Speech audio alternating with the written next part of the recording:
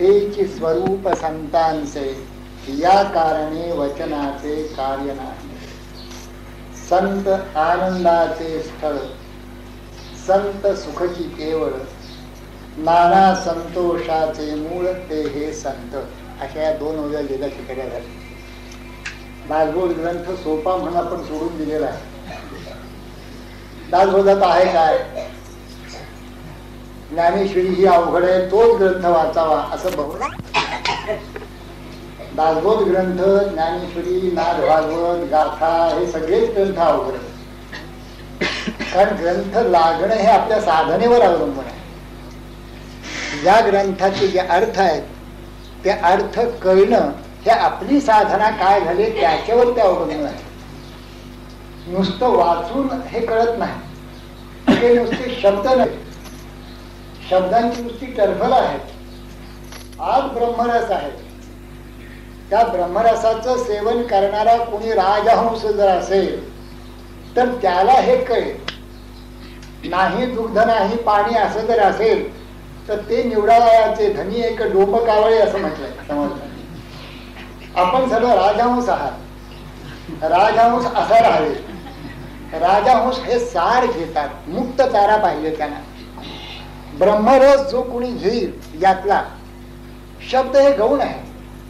शब्द चांगले वाईट हे गौण आहेत. काही मंडळींनी खडबडीत शब्द वापरलेले आहेत संतांनी, तर काही गुळगुळीत तुळतुळीत तुपाळ शब्द वापरलेले आहेत, तसे ज्ञानेश्वर महाराजांनी वापरले. पण शेवटी शब्दाच्या आत सांगायचं जे तत्वज्ञान आहे त्याच्यामध्ये बदल काहीच नाही. आणि तत्वज्ञान कळल्याखेरीज तो ग्रंथ कळला असं म्हणणे फारच धाडक्याच आहे. तेव्हा जी वस्तू, विषय असा चाललाय, जी वस्तू दिसत नाही, मनालाही भासत नाही, जे वस्तू दृष्टीसी दिसेना आणि मनास तेही भासेना, संग त्यागे वीण येणा अनुभवासी. संग त्याग म्हणजे देह संगाचा त्याग. संग ह्याचा अर्थ आसक्ती, देहाची आसक्ती. आज म्हणजे माझ्या आज काही श्रोते माझ्या समोर आहेत आणि काही गुप्त आहे, काही इकडे नाही आहे. आज मला इकडे बघण्याचं काही कारण नाही, एकच श्रोते बसले. पण काही गुप्त पलीकडच्या इमारतीमध्ये बसून ऐकतात. काही दिवसांनी मला वाटतं हे श्रोते गुप्त होऊन मी एकट्याच सांगत राहीन का काय, त्या रेडिओवर जसं सांगतात तसं. श्रोते समोर पाहिजे. वक्ता तो वक्ता नो हे श्रोते नवीन श्रोता. वस्तू ही देहाची आसक्ती सोडल्याखेरीज सापडणारी नाही. वस्तू म्हणजे परमात्मा, वस्तू म्हणजे आत्मा, वस्तू म्हणजे ब्रह्म, वस्तू म्हणजे जे तत्व अविनाशी आहे ते, वस्तू म्हणजे सच्चिद आनंद स्वरूप, वस्तू म्हणजे जे जगामध्ये ओतप्रोत भरलेली आहे ती. ही वस्तू जी आहे ती संगत त्यागाशिवाय अनुभवाला येत नाही. अनुभव पाहता संगत त्याग नसे, संगत त्यागे अनुभव न दिसे, हे अनुभयासीच भासे येरा कथा गोवी असंही समर्थाने सांगितलं की हा जर संगत त्याग, अनुभव, संगत त्याग या शब्दाचा गोंधळ करू नका. तुम्हाला जर अनुभव पाहिजे ना, संगत त्याग करायला पाहिजे. आणि अनुभव आपणच आहोत म्हणून वेगळेपणाने अनुभव घेता येत नाही वस्तूचा. वस्तू एक, आपण एक, ऐशी असती वेगळी क. एक वस्तू आहे, एक ते परमात्मा आहे आणि एक मी आहे, असं जर दोन असते, ऐशी असती वेगळी क, तरी अनुभवाचा विवेक बोलो येता सुखे. तर अनुभव सांगता आला असता, मला असा असा अनुभव आला. पण आपण जर दोन्ही एकच आहोत, गुळाने गुढीचा काय अनुभव सांगणार? काय अनुभव सांगायचा? आपण जिभेवर ठेवलं तर आपण अनुभव सांगू शकू, वा गोड आहे. गुळाने काय सांगायचं? आगीने आपल्या दाहकतेचा अनुभव कसा सांगता येईल? त्याला ती अंगभूतच आहे. तसं वस्तुतः वस्तू आणि आपण अंगभूतच आहोत, एकच आहोत. जीव हा ब्रह्मच आहे. ही वस्तू आता सापडायची कशी? आपलाच आपल्याला शोध घ्यायचा कसा? आपल्यालाच आपण सापडायचे कसे? हा प्रश्न आहे. कशाने हे दिसेल असा प्रश्न उपस्थित केला समर्थाने. सूर्याने दिसेल का? चंद्राने दिसेल का? कशाने दिसेल? किं ज्योतिस्तव भानुमान अहदिमे रात्रौ प्रदीपादिकं स्यात् एवं रविदीप दर्शन विधौ किं ज्योतिराख्याहि मे चक्षुस्तस्य विनीनादि समये किं धीर्घ्योर्दर्शने किं तत्राहमतो भवान परमकं ज्योतिस्तदस्मि प्रभो. ती मीच ज्योती आहे. शिष्य सांगतायत सद्गुरूंना, मीच ती ज्योती आहे जी मन, बुद्धी, चंद्र, सूर्य याच्यामध्ये प्रकाशित होणारी, मनाला प्रकाशित करणारी, बुद्धीला प्रकाशित करणारी, देहाला चालवणारी, हलवणारी ती ज्योती जी आहे ती मीच आहे.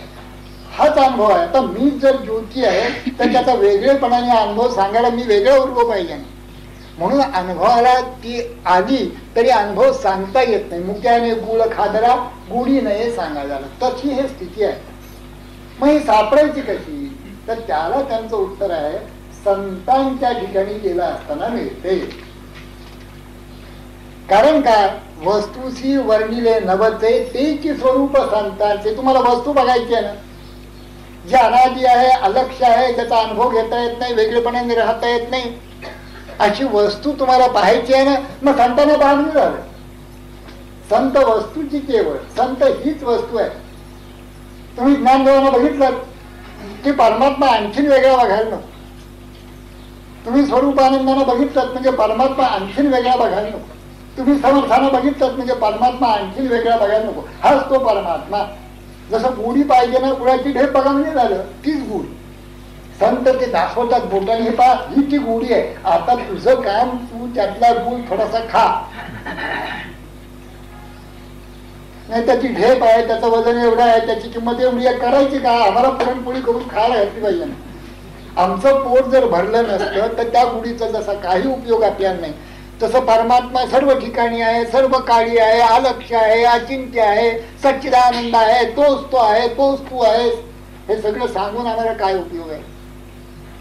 आम्हाला त्याची अनुभूती एकरूपत्वानी सामरस्यानी कशी येईल हे संत दाखवतात. म्हणून संतांचं महात्म्य.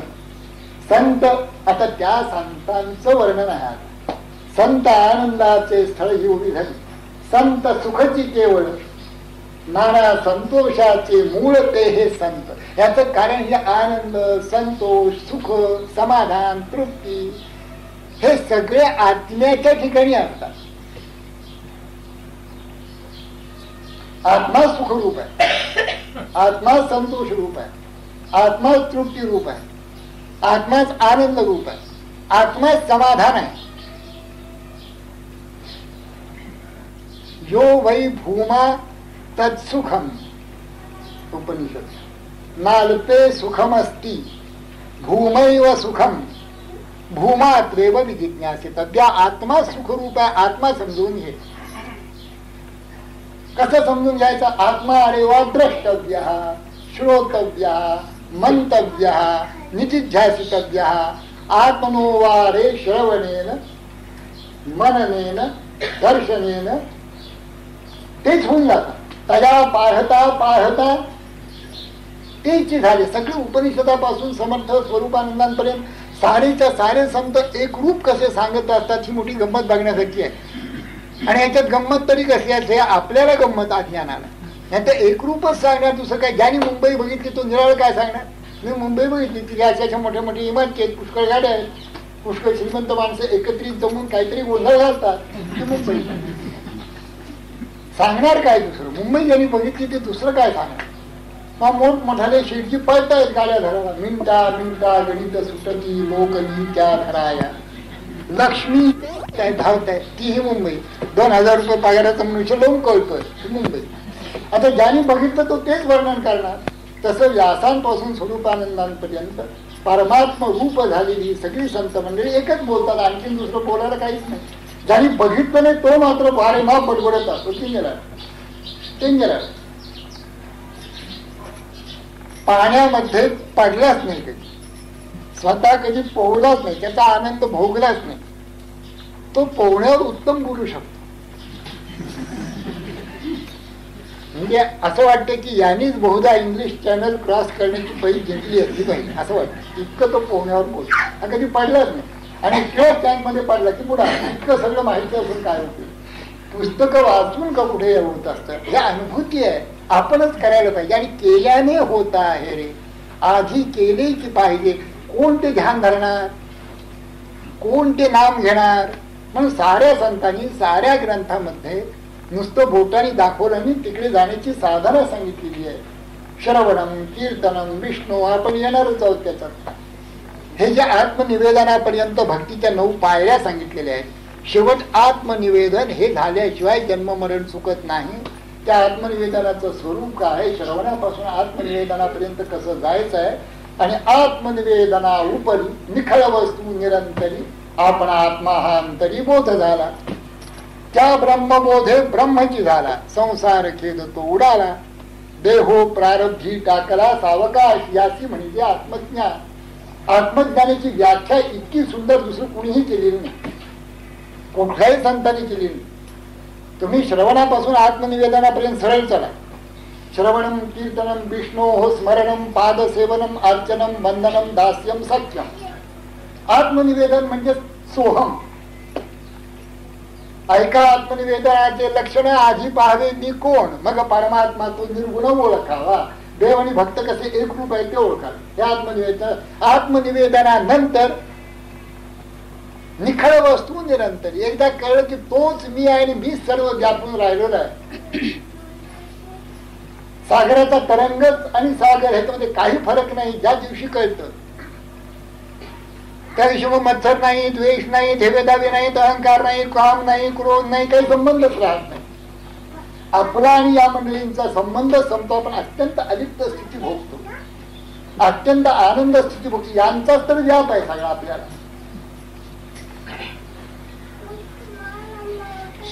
सगळ्यातना अलिप्त होऊन जातो. एकदम अलिप्त झाल्याबरोबर आनंद रूप होऊन जातो. हे संतांचं सांगणं आहे. इतकं स्वच्छ आत्मज्ञानाविषयी कुणी सांगितलं नाही. ऐका आत्मज्ञानाचे लक्षण, ऐका आत्मनिवेदनाचे लक्षण, आधी पाहावे मी कोण. मी कोण त्याचा शोध घ्या.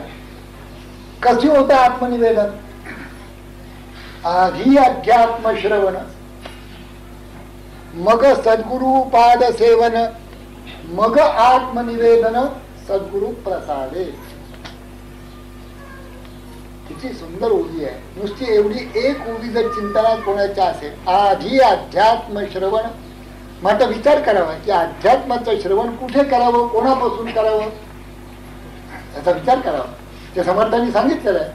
स्वतः जो बुडतो त्याच्यापासून पोहणं शिकण्यात काय मजा आहे.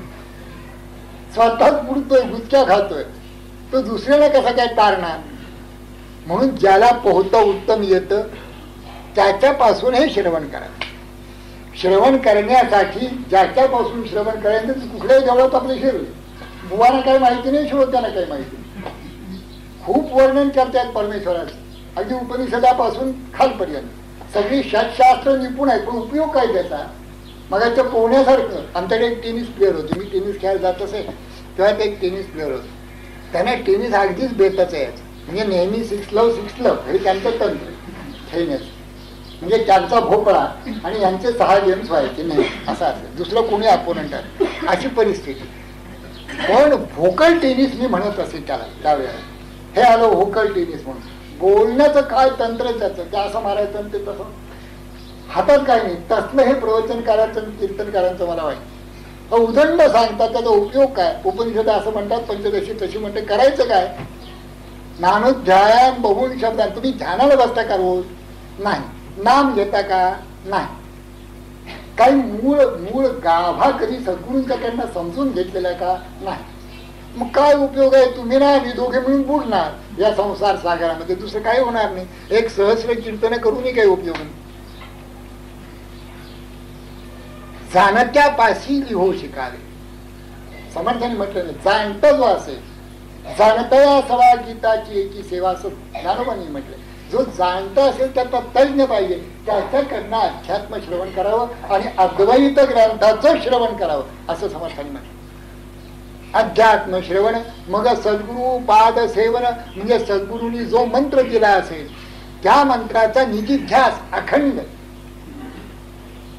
ते गोरक्षनाथ म्हणतात, मैं तो एक निरंजन ध्याऊंगी ध्याऊंगी ध्याऊंगी. बाकी आणखी कुठे जाणार नाही. हो काशीला चालायचं, बद्री केदार नाही, मग कन्याकुमारी फार चांगली आहे नाही, महाग्रंथ वाचा नाही, मग काय करणार तुम्ही? एक निरंजन झाऊन तेव्हा ते गोरक्षनाथ झाले. आपण हा ग्रंथ वाच, तो ग्रंथ वाच, हे पहा ते पहा. अमृताने देखील आश्चर्य वाटत असेल. 50 ग्रंथ या ग्रस्त घेऊन गेला गेल्या महिन्यात, सगळे वाचून 50, आणि तेही संतांचे मोठं. दासभाग वाचून सोडला, ज्ञानेश्वरी वाचून टाकली. म्हणजे काय? एवढे ग्रंथ बराबर होतात कसे? मला तर 2 ओव्या होत नाहीत आणि यांना इतके ग्रंथ बराबर. ह्याचं कारण म्हणजे त्या ग्रंथाची कर्तव्यच नाहीये, वाचायचं आणि त्याच्यामध्ये मग पोपट पंची करून काहीतरी बोलायचं, हे त्याचं तंत्र. अशाने काहीही होत नाही. संतोष, समाधान, तृप्ती ही काही बाजारात मिळणारी वस्तू नाहीये. मग हे 500 रुपये घ्या, मला सुख द्या एक 5 किलो, असं नाहीये. ही वस्तू सगळं जे काही आपण जन्मभर केला असेल त्याचा परिपाक आहे, परिणाम आहे. लक्षात घ्या. आत्ताचा जो क्षण आहे आपला, हा आनंदाचा किंवा दुःखाचा आहे. याचं कारण आपण सर्व जन्म ज्या पद्धतीने घालवला ते त्याला कारण आहे. आपण किती लोकांना शिव्या दिल्या, आपण किती लोकांची मनं मोडली, आपण किती लोकांना बोललो, आपण कसं ध्यान वगैरे काही केलं नाही, आपण कसं नाम घेतलं नाही, कसं सत्संगतीला बसलो नाही, गेलो नाही, याचा परिपाक आताही रडारड आहे. सुख, आनंद, समाधान हा परिपाक आहे सगळ्याचा.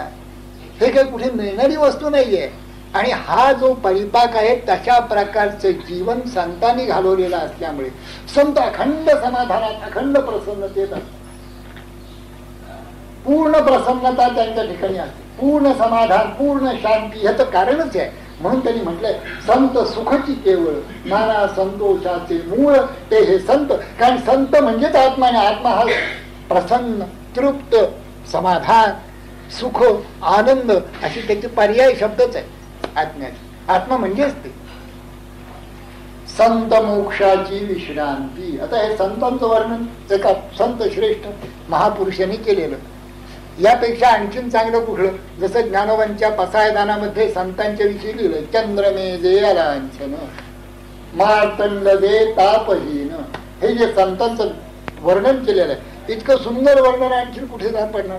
तसंच हे वर्णन आहे, त्याच तऱ्हेच आहे. संत मोक्षाची विश्रांती. आपण शब्द आला की थांबावं. मोक्ष म्हणजे काय? काय समर्थ म्हणतात मोक्षाविषयी? बद्ध म्हणजे बांधला, मोक्ष म्हणजे मोकळा केला. कशाने बांधला? प्राणी संकल्पे बांधला. आपल्याच मनाचे जे संकल्प विकल्प त्यांनी बांधला. आणि मोक्ष तो विवेकी मुक्त केला साधूजनी. कळलं आपल्याला मोक्ष म्हणजे काय काय ते कळलं. त्यांच्या शब्दात ग्रंथ लागले पाहिजेत ना. मोक्ष म्हणजे काय, बद्ध म्हणजे काय आधी कळलं पाहिजे. बद्धाच्या सापेक्ष तो शब्द आहे. आपण बद्ध आहोत असं आपली कल्पना आहे, म्हणूनच आपण मुक्त होणार, आपल्याला मोक्ष आहे अशी आपली दुसरी कल्पना आहे. एक चांगली कल्पना आणि एक वाईट कल्पना. मुली कल्पना 2 रुपये त्याची झाली. स्फुरे विषयी कल्पना ते अविद्या, स्फुरे ब्रह्म रे जाण माया सुविद्या. आता ब्रह्माचं स्फुरण होणार सुविद्या आणि मायेचं स्फुरण होणार अविद्या. हे दोन्ही मुळी कल्पना, 2 रुपये मनाचेच खेळ. बद्ध मुक्त इति व्याख्या गुणतो मे न वस्तुतः गुणस्य माया मूलत्वात् न मे मोक्षो न बंधनम. मी वस्तुतः कधीच बद्ध नव्हतो, पण माझ्या संकल्पाने मी बद्ध झालो. आता ह्या संकल्प टाकल्याशिवाय मुक्त कसं होणार? ते संत सांगतात, बाबा रे तुझ्याच मनाने तू बद्ध झालाय. पाप पुण्य यम यातना हे निर्गुणी तो असायचे ना. आपण तेची तरी जन्म मरण ठावकायचा. आपण जर तोच आहोत, सहा अहम हा सोहम हंसारूढ झाला, त्याला जन्म मरणाचं काय? जन्म नाही ना, मृत्यूही नाही. तो बद्धही नाही ना, मुक्तही नाही. त्याला पापही नाही ना, पुण्यही नाही. तो निसंग पूर्ण तृप्त असा होऊन जातो. मोक्ष याचा अर्थ कल्पनेपासून मुक्त होण. काय करावं? संसार लागला ना पाठीमागे. आता संसार कसा मागे लागणार सांगा बरं. एकदा समर्थांचं कुठेतरी एका गावामध्ये कीर्तन होत. कीर्तन प्रवचन फार चालत असत. 100-200 शिष्य असत बरोबर. आणि कुठल्या तरी एखाद्या मोठ्या माणसाकडे त्यावेळेचा कुणी जमीनदार कुणी इनामदार त्यांच्याकडे मुक्काम असे म्हणजे ते बोलवत असत मग भोजन वगैरे सगळे राहण्या खाण्याचे मोठमोठाले वाडे असेल. तर अशी कीर्तनं 8, 10, 15 दिवस चालली होती. कीर्तनाला बाकी सगळं गाव होते पण ज्यांच्याकडे हे उतरत असत तेच येत नसत. हे तंत्र नेहमीच संतांच्या विषयी गैरसमज करणारे त्यांच्या घरातच असतात, नेहमी पसरवणारेही घरातच असतात, हे नेहमीच आहे. अक्कलकोट स्वामी महाराजांच्या विषयी गैरसमज करणारी ती त्यांच्याच घरात होती. अक्कलकोट स्वामी रामकृष्णांच्या विषयी गैरसमज म्हणजे आम्हाला आमच्या वेळ लागलं हे सांगणारा त्यांचाच भाचा हृदय, आणखीन कुणी सापडणार नाही. सारे संत स्वरूपानंदही अपवाद नाही, कोणीच अपवाद नाही. साऱ्या संतांची असं म्हणतात तुकोबा की निंदकाचे घर असावे शेजारी. तसं नाही, घरातच संत आपल्या बाकीच्यांच्या करता शेजारतो. निंदकाचं घर बाकीच्यांच्या करता शेजारी असतं पण संतांच्या करता खास परमेश्वराने योजना केलेली आहे, त्यांच्या घरातच असतात. हे तंत्र फार चमत्कारी पण आहे ही गोष्ट खरी. समर्थांचं अशी कीर्तन वगैरे चाललेली असताना ते ग्रस्त समर्थांना फार कृपा उत्पन्न होती की काय करावं ह्या माणसाला. सगळे येतात, त्यांची पत्नी येते पण हे येत नाही, ह्याला काय करावं. तेव्हा एक दिवस त्यांनी सांगितलं की बा तुम्ही आज कीर्तनाला आला नाहीत तर मी काही भोजनाला आम्ही येणारच तुमच्याकडे, आम्ही आपला मुक्कामा घालू. इतकं जेव्हा सांगितलं म्हणजे पहा संतांना देखील किती आजीजी करायला लागते यांच्या पुढे. कोणापुढेही संत लवत नसतात पण ही जी मंडळी आहेत ना यांच्या पुढे अगदी या मेहरबान. म्हणजे त्याचं कारण फक्त दुसरं काही नाही, यांचं कल्याण व्हावं एकदा कुठून तरीही तळमळ संतांना करायचंय का. तेव्हा ते म्हणाले मी आलो असतो हो पण हा संसार आहे ना, संसाराने मला अगदी धरून ठेवलेला आहे. काय समर्थ बोलले नाही त्याच्यावर. काय बोलणार अशा माणसाच्या पुढे. संसाराने धरून ठेवले आणि समर्थांना सांगायचं मला संसाराने धरून या म्हटलं यावं, बसा म्हटलं बसावं, ते नाही आपलं काहीतरी चालवायचं. बुद्धी धरून ठेवलं बरं ठीक. दुसऱ्या दिवशी जेवणाच्या वेळेला समर्थ आपल्या खोलीतनं आलेच नाही. ते महापुरुषांची दिवाणजी बोलवायला आले, पानं वाढली, सगळी पंगत बसली, आपल्या मधून खोळंबलंय. ते म्हणाले काय करणार, या खांबाने मला धरून ठेवले आणि आता धरून ठेवले आणि बसले खांबाला धरून बसले. त्या खांबाने मला धरून ठेवले काय. ते आश्चर्यचकित झाले. ते म्हणाले हे काहीतरी दयाळच दिसतात समर्थांना, ते आपल्या यजमानालाच पाठवतो, आपलं काम दिसत नाही. यजमान आले. महाराज म्हणाले जेवणाची पंगत खोळंबले. हो पण काय करणार, मी तरी काय करणार, त्या खांबाने मला धरलाय. महाराज म्हणे खांबाने कुठे धरला, आपणच खांबाला धरला. असं का नाही खांबाने धरलं मला, तो जड आहे पदार्थ. असं का तर मी सांगायला पाहिजे का आपल्याला ज्ञान, तो जड पदार्थ आहे, आपण चैतन्य रूप आहात महाराज. असं कसं खान तुम्हाला, असं मग संसार जड का चैतन्य रूप. तुमचं घर, तुमचे पैसा, काय रुपये मोजतात ते सगळे, ते पातेली, ते हांडे, ते तपेली, हे सगळे जड का चैतन्य रूप. ते म्हणाले जड. मग ज्याने कसं तुम्हाला धरलं बरं. ज्यामुळे कीर्तन चुकतात रोज. आज 15 दिवस आमचा मुक्काम इथे असताना तुम्ही एक दिवस तेव्हा त्यांनी साष्टांग दंडवत घातलं. ते म्हणाले आमची चूक झाली, आज मी येतो. म्हणजे एवढा व्याप करायला जेव्हा लागला.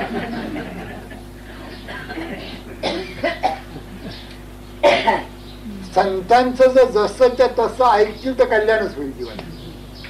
50% ऐकतील तर उत्तम साधक होईल, 25% ऐकतील तर उत्तम मनुष्य होईल, 5% ऐकत नाही त्याचा काय करणार. संत मोक्षाची विश्रांती, मुक्त हा आपल्या संकल्पापासून मुक्त. हा काही स्वर्ग नव्हे, स्वर्ग वेगळा, स्वर्गीय सुख वेगळी. स्वर्ग आणि मोक्ष हे फरक आहे त्याच्यामध्ये. इहलोकींसारखा स्वर्ग, इथे आपला संभाजी पार्क आहे, तिथे इंद्राचं नंदनवन आहे, काही फरक नाही त्याच्यामध्ये. इथे साध्या गाडी आहे, तिथे कामधेनू आहे, तेवढाच फरक. भरपूर दूर, 50-50 लिटर. भाकरगाई नाही, सुख सुख. याच्यापेक्षा स्वर्गाची कल्पना नाही. आणि इहलोकी पुण्य केला असताना त्याची प्राप्ती होते, तो स्वर्ग. मोक्ष नाही. मोक्षाचा पाप पुण्याशी संबंध नाही, निंदा स्तुतीशी संबंध नाही, देहाशी संबंध नाही, मनाशी संबंध नाही. मोक्षाचा संबंध आहे आपण संकल्प विरहित होणं, संकल्प रहित होणं. वासना संकल्प हे ज्या देहाला मनाला बुद्धीला लागलेले आहेत ते देह मन बुद्धीपासून अत्यंत अलिप्त सोहम भावाने होणं हा मोक्ष. सोहम हंसारूढ होणं हा मोक्ष. इथून खाली येणं नाही, स्वर्गातनं खाली येणं आहे. ते तम भुक्त्वा स्वर्गलोकम विशालम क्षीणे पुण्ये आले पुन्हा खाली मरते लोक विषंती व्याप असतो. स्वर्गामधनं खाली येणं आहे. बचंबट स्वर्गाला गेले होते एकदा, पुन्हा आले खाली. इथे तसं नाहीये. इथे मोक्ष म्हणजे मोक्ष. तो कधी पुन्हा हाता आली आहे तरी नवचे, भोगिता ही नवेचे, बरी बिटे ना, असा आहे हा मोक्ष. पण हा मोक्ष जो आहे जिथे ही सगळी साधू संत मंडळी जातात त्याला काही विश्रांतीचं स्थान आहे का? आहे. संत हे मोक्षाची विश्रांती. इतक्या लोकांना मुक्त केल्यानंतर मोक्ष देखील थकत असेल की नाही? जसं गंगा नदी इतरांची सगळ्यांची पाप ताप धुवून काढते, पण गंगेची जी आता पाप ताप आलेली आहे त्याच्यामध्ये इतरांची ती कुठे धुते? संतांचे अंग लगे पापाते जनने गंगे. संत जेव्हा पुचकुळी मारतात तिथे, आणि बरं आहे की एखाद तरी तिथे जाऊन पुचकुळी मारतो, त्यामुळे आपल्यासारख्यांची सगळी पाप पुन्हा गंगा घेऊन टाकी तवानी होऊन पुन्हा आपल्याला पुचकुळी मारायला सोयीचं होईल. मोक्षाला विश्रांती स्थान, मोक्षाची विश्रांती. मोक्ष ज्या ठिकाणी स्वस्थ होतो, मोक्षाला हे आनंद वाटतो. आता मोक्ष आपण लक्षात घ्या, स्वर्ग नव्हे, मोक्ष. मोक्षाची कल्पना आनंद रूप, मोक्षाची कल्पना निर्वासन अवस्था, मोक्षाची कल्पना संकल्परहित अवस्था. त्या अवस्थेची विश्रांती म्हणजे काय, कुठे चालले त्याचा समर्थ पहा. आपल्याला विश्रांतीला एक घर असतं बाबा, एका सोफा सेटवर अंग झोकून दिलं म्हणजे पुरे झालं. नाही तर काय बाजला असेल ते, सोफा असेलच असं नाही, बाजू काय जे असेल ते म्हणजे विश्रांती. कसं करता विश्रांती घेतली? संबंध दिवसभर हाडत चुरली ना, कशाने चुरली? हे पोटाच्या पाठीमागे धावत होतं ना, त्यांनी चुरली. मग कशाला इथे पोटाच्या पाठीमागे काय करणार? 2000 रुपये पुरत नाहीत महिन्याचे, म्हणून महागाई किती झाली. आपण ज्यांना 500 मिळतात ते अगदी दिसतं आनंदात राहतो. आम्हाला कसं काय भागतं त्यांचं कोणाला ठेवतो. आणि ज्यांना 5 रुपये रोज मिळतात ते तर पाठी टाकतात आणि बिनभोग झोपतात. आपण कधीही झोपत नाही, आपल्याला झोपच येत नाही. त्याचं कारण फार पैसे झाले म्हणजे असं होतं. मोक्ष, मोक्षाची विश्रांती, सगुण अवतार. ज्ञानेश्वरांनी ही कल्पना मांडली.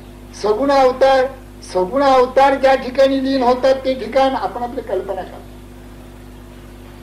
ते मुद्दल रूप तुझे जेथून ये द्विभुजे अन चतुर्भुजे सुरकार्याचे निव्याजे घेव घेवो येशी. ते मुद्दल रूप दाखवणं, हे कृष्णरूप आम्ही बघितलं. म्हणजे कृष्णरूप आधी बघायचं असलं तर कोण घ्या, पण अर्जुन म्हणतो हे कृष्णरूप पाहिलं, हे आमच्या धुळीवर बसलेलंच आहे. अति परिचय भावज्ञा त्याचं तंत्र. मग त्याच्या लक्षात आलं की ते दोन्ही जी रूप होती ती एकाच परमात्म्याची येते. त्याच्या लक्षात आलं नंतर 11व्या अध्याय सखेची मत्वा प्रसभम यदुक्तम, हे नंतर. पण तिथपर्यंत हे कृष्णरूप, ते विश्वरूप का काय म्हणतात, ते अचिंत्य रूप, ते विश्वव्यापक स्वरूप, असं काय काय ऋषी मुनी संत साधू म्हणतात. ते रूप मला दाखव. आपण त्यातूनच हे आलंय. हे आणि ते दोन नाही, एकच आहे. पण सगुणाची कल्पना आपल्याला काही होते न होते, तो जसं ही सगळी सगुण रूप निर्गुणात लीन होतात असं भगवंतांनी सांगावं. तसं मोक्षाची कल्पना आपण काही बाही करून घेतो न घेतो, तो हे म्हणतात की संत हे मोक्षाची विश्रांती, म्हणजे आपल्या कल्पनेतच बसत. आपली विश्रांती आपल्याला माहिती, आपल्या विश्रांतीची कारणही माहिती आहे. आपली दमणूक हे त्याचं कारण आहे. आपण कशामुळे दमतो तेही माहिती आहे. आपण फार पोटाच्या पाठीमागे धावतो म्हणून दमतो. या पोटाच्या पाठीमागे धावून धावून धावून शेवटी मरतो आणि कायमची विश्रांती मिळाली असं म्हणतात. असं नेहमी म्हटलं जातं कीर्तनकार प्रवचनकार एखादा मेला म्हणजे हो भो वैकुंठवासी. मला शंका आहे, हे वैकुंठवासी होणे शक्य नाही. वैकुंठवास घडण्यासाठी प्रवचन कीर्तन उपयोगी पडत नाहीत. वैकुंठवास घडण्यासाठी अति विनम्र व्हायला लागतं, अति समाधानी व्हायला लागतं, गोड बोलायला लागतं, साधना करायला लागते, नाम घ्यायला लागतं, ध्यान करायला लागतं, युक्ताहार विहार करायला लागतो, सत्संगतीला जायला लागतं. हे सगळ्या गोष्टी ज्यांनी केला असेल आणि शिवाय कोणी काही जर कीर्तन प्रवचन श्रवण मनन करत असेल तर जाईल तो. नाही तर कसं जाईल? इथेच तडफड आहे. वैकुंठवास कुठला? मोक्षाची विश्रांती, संत मोक्षाची विश्रांती, संत तृप्तीची निज तृप्ती. कल्पना करा, नुसती आपण कल्पना, आपण तृप्तच नाही तर तृप्तीची तृप्ती आपल्याला कशी कळावी सांगा. म्हणून कळत नाही. ग्रंथ का कळत नाही? लोक काय करतात? इथे समजा अर्थ दिला असला, संत मोक्षाची विश्रांती, संत तृप्ती म्हणजे फक्त अन्वय सांगितलाय. संत हे मोक्षाची विश्रांती असतात, संत हे तृप्तीची तृप्ती असतात, भक्तीची फलश्रुती असतात. किती सोपा आहे अर्थ करणं बघा. सहज मी आंधळा गा निज निराकार पंथ्याश, हा अभंग तुकोबांचा आपण 6 महिने इथे घेत होतो. त्याचा मी अर्थ सहज एका तुकोबांच्या सार्थ गाथेमध्ये बघितला, मोठ्या माणसाने लिहिलेला अर्थ. निज निराकार पंथावर मी सहजच आंधळा आहे म्हणजे काय? त्रिकूट शिखरावर मला ऐकच दान मिळत आहे. शून्य मागे सारून मी झोपलोय. सुखी मी निजलो गा शून्य सारून मागे, याचा अर्थ केला शून्य मागे सारून मी झोपलोय. पण म्हणजे शून्य म्हणजे काय ते मागे कसं सारायचं? झोपलो म्हणजे काय? का आम्ही झोपतो तसे? तुकोबाई झोपले शून्य मागे, मग शून्य मागे सारून म्हणजे काय? आम्ही तर शून्यातच लीन होतो रोज. म्हणून ते अर्थ सोपे आहे. त्या समर्थांच्या मनामध्ये शिरून त्यांच्या मनामध्ये जे काही भाव होतात असतात ते भाव तरंग शोधणं फार कठीण. ते ज्ञानोबांनी काम केलं की भगवंत, संजय, अर्जुन यांच्या मनामध्ये काय भाव होते त्या भाव छटा त्यांनी वर्णन केल्या. म्हणून 700 वर्षात ज्ञानेश्वरी अजरामर ग्रंथ होऊन गेला. आणखीनही 7000 वर्ष तो तसाच राहील. कारण ते भाव, त्या भगवंतांच्या मनातले भाव त्यांनी वर्णन केले. त्या संजयाच्या मनातल्या भाव छटा त्यांनी वर्णन केले. अर्जुनाच्या मनातले भाव आणि भाव, जसं इंद्रधनुष्य असतं त्याचे 7 रंग जसे असे स्पष्ट दिसतात आपल्याला, तसे स्पष्ट रंग भाव छटा आपल्याला ज्ञानेश्वरांच्या ज्ञानेश्वरीमध्ये दिसतात. म्हणून ज्ञानेश्वरी हा हृदयाला भिडणारा ग्रंथ झाला. पण ते असं काही चमत्कारिक त्यांनी लिहिलेलं आहे ज्ञानोबांनी की ते कळणं कठीण. म्हणून मग दासबोध वाचायला आणला आणि दासबोध सुरू केला. त्या दासबोधामध्ये पुन्हा हे तंत्र काय कळत नाही. मोक्षाची विश्रांती, तृप्तीची निज तृप्ती म्हणजे काय? आम्हाला तृप्ती देखील माहिती नाही. कधी 60 वर्षात तृप्त म्हणून नाही. तृप्तीचा कधी ढेकरच आला नाही. येऊन जाऊन आमरस खाल्ल्यानंतर एकदा ढेकर आला, पण तृप्ती ही काय चीज आहे, त्याचा ढेकर कसा यायचा हे माहितीच नाही आपल्याला. उपास्य पोटी देखील हे ढेकर येत असत. तुकोबांना बघा ना, आनंदाच्या पोटी साठविल्या आम्हा पोटी, प्रेमे चालिला प्रवाहो, प्रेमे चालिला प्रवाहो, नाम ओघ लवलाहो. मी ज्या हॉलमध्ये आली तिथे प्रवचन चाललेली आहे, तिथे असं ते संत साई महाराजांची काही वाक्य केलेली. त्याच्यामध्ये एक वाक्य आहे ते प्रेमे चालिला प्रवाह तसा आहे. Begin the day with love, fill the day with love, end the day with love. This is the way to God because love is God. ती पाठी तिथे आहे. मला नेहमी असं वाटतं संतांनी एवढं आपल्याला सांगून देखील आपण कसं निष्प्रेम. बायकोवर देखील प्रेम नाही, मुलांच्यावर देखील प्रेम नाही. मुलांचं बापावर नाही, बापाचं मुलावर, बायकोचं नवऱ्यावर नाही, नवऱ्याचं बायकोवर, पण शेजाऱ्यावर तर नाही. आणि समाज दिमाग हे सगळं लांब गेलं आपल्यापासून, फार लांब. आणि हे संत हे विश्वची माझे घर ऐसी मती जयाची स्थिर. आपणच किंबहुना चराचर आपणची राहिला. मीच जणू सगळ्या विश्वामध्ये नटून राहिलेला आहे. मी माझ्यावर प्रेम नाही करणार तर काय करणार? कुठे संत, त्यांची शिकवण आणि कुठे आपण? त्यामुळे तृप्ती राहील कशी सांगा? कशामुळे तृप्ती? बायकोने आमची चांगली केली म्हणजे जरा बरं वाटतं एवढं, त्याला काही तृप्ती म्हणत नाही. तृप्ती वेगळी चीज आहे. काही असो किंवा नसो त्याच्याशी तृप्तीचं काही हे नाही. समाधान, तृप्ती, सुख, आनंद हे कुठल्याही गोष्टीच्या वर अवलंबून नाहीये, निरपेक्ष आहे. ह्याच्यात याला कोणत्याही गोष्टीची अपेक्षा नाही. मग मोठा बंगला असला तर तृप्ती समाधान असं नाहीये, खूप पैसे असले तर तृप्ती समाधान असं नाहीये, खूप मान मरातच झाला हत्तीवरनं अंबारीवर मिरवणूक काढली की तृप्ती नाहीये, तळमळत असतात रात्री. हे दिसतात त्यावेळेला ठीक, पण नंतर तळमळत असतात रात्री. ते त्यांना विचारलं तळमळता का, त्यांना कोण विचारायला जाणार, एकटेच असतात. पण तळमळता का असं जर विचारलं तर ते प्रामाणिकपणाने सांगतील हे सगळं खरंय, पण याच्यात समाधान नाहीये. मग समाधान कशा? अरे सगळ्या साधू संतांनी सांगितलंय आत्म्यामध्ये समाधान आहे, आत्मा हाच समाधानाचं स्थळ आहे. तू आत्मरूप हो. मग काय करू मी? नाम घे ना, भगवंताचं नाम घे. हरिमुखे म्हणा, हरिमुखे म्हणा.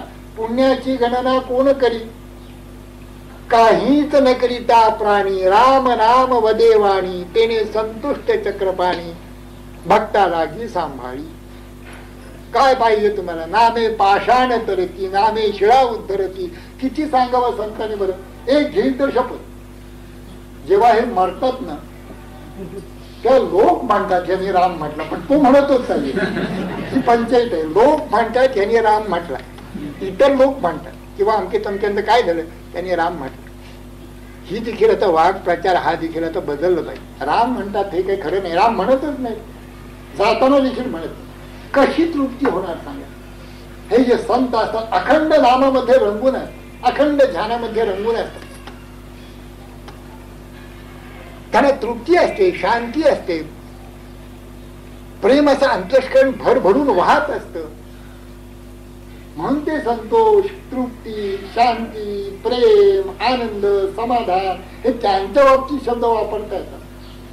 कोणीतरी असा मनुष्य जे पुण्यामध्ये आहे का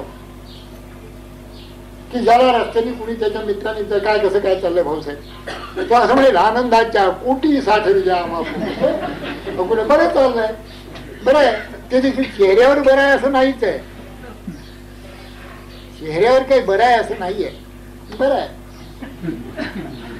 एक हरदास बुवा, रामदासी बुवा चांगले उत्तम साधक होते. ते ठिकाणी मारुतीच्या देवळात उतरलो. विशाळ मोठा तेजपुंज, 22-25 वर्षाचा हा तरुण, आणि शास्त्राध्ययन उत्तम झालेलं. 2-3 घरी भिक्षा मागायचे, खायचं, रुबाब, आनंदात राहायचं.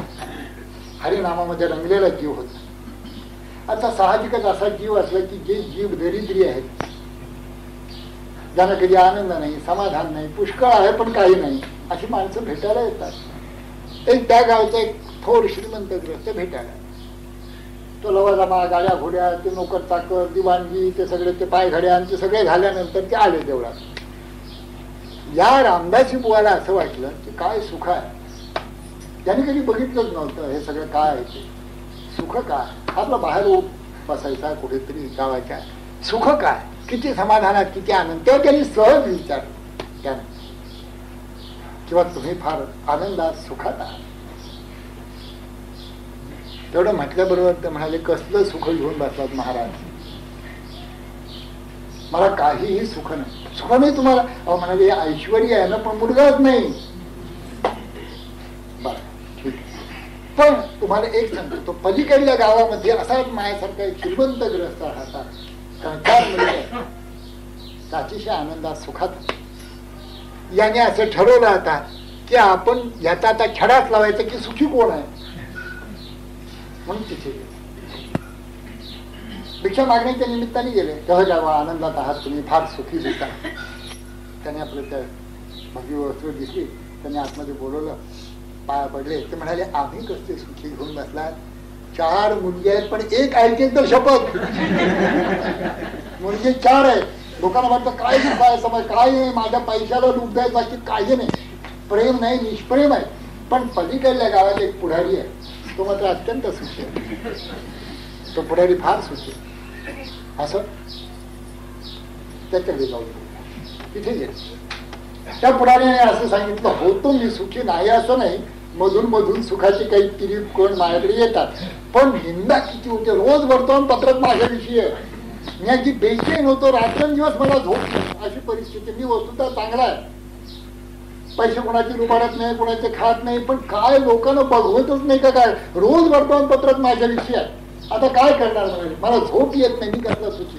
शेवटी त्याने असं, पण त्याने असं सांगितलं त्यांनी असं सांगितलं, त्या माणसाने असं, त्या पुढाऱ्यांनी असं सांगितलं, हे पहा, त्या आमच्या गावामध्ये मारुतीच्या देवळामध्ये ब्रह्मचारी बुवा उतरलेला आहे, तो खरा सुखी आहे.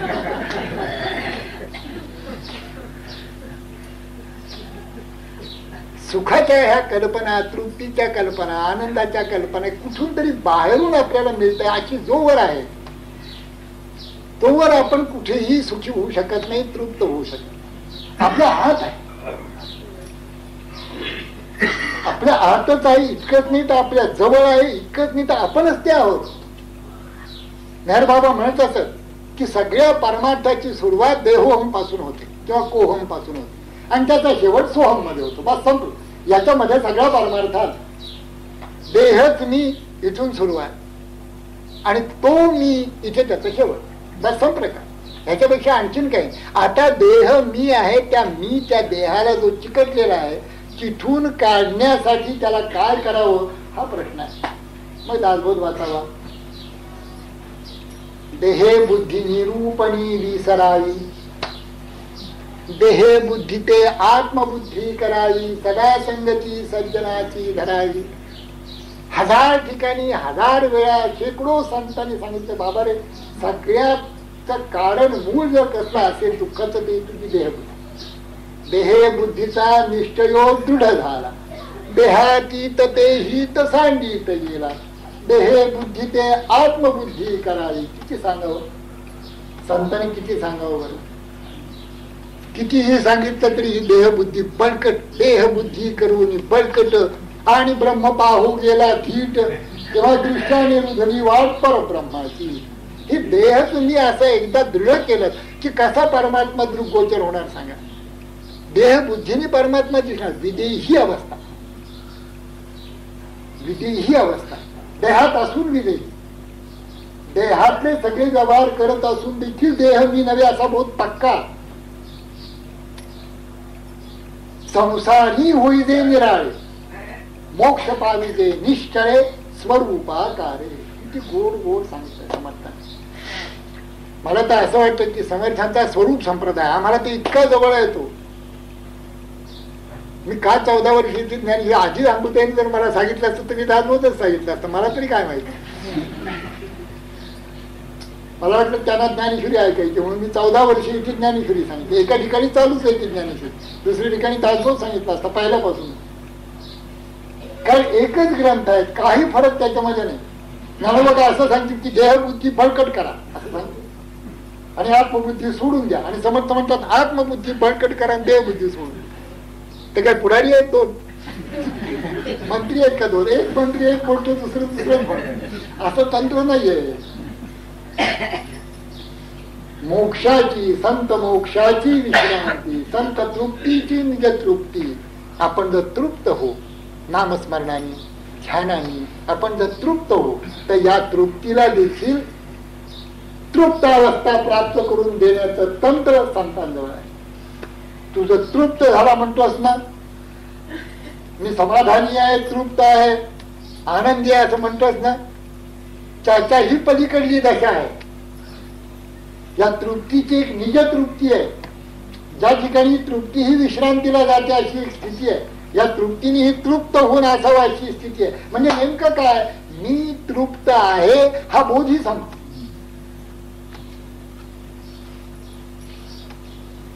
इतकी ती सहज अवस्था तृप्तीची होते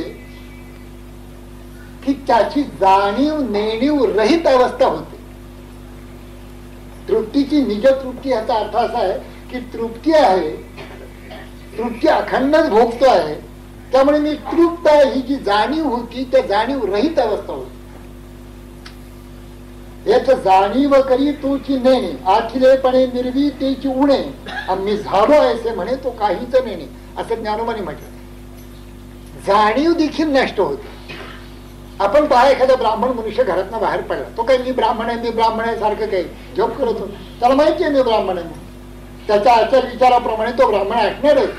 तो भलतं खात नाही, तो भलतं पित नाही, त्यामुळे तो ब्राह्मण आहे. तो रोज संध्या चुकवत नाही, निदान 24 नावं घेतल्याशिवाय राहत नाही म्हणून तो ब्राह्मण आहे. त्याचा पोशाख ठराविक साधा असा असतो म्हणून तो ब्राह्मण आहे. तो ब्राह्मण आहे, त्याच्या मनामध्ये इतकं सहज आहे की मी ब्राह्मण याची त्याला आठवण करून द्यायला नको. तशी ही तृप्तीची अवस्था इतकी सहज होऊन जाते की तृप्ती नाही तर दुसरं असायचं काय. अतृप्त ही काय अवस्था आहे.